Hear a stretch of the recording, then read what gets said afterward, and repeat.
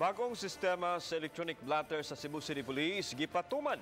Gipangunayan ni Senior Superintendent Royina Garma, Cebu City Police Director, ang pag-inspeksyon sa lain-lain nga mga police stations.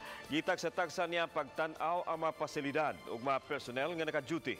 Usa sa gisusi ni Garma ang pagpatuman sa e-blotter system sa Cebu City Police Office.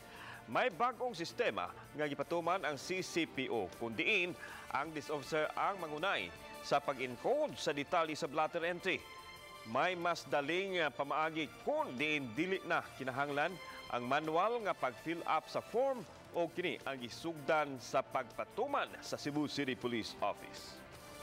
With this project, yung desk officer and the CRAS will be one person lang. So nakikita nyo may mga adjustments na nangyayari, but hopefully within 2 weeks they will be able to master the project.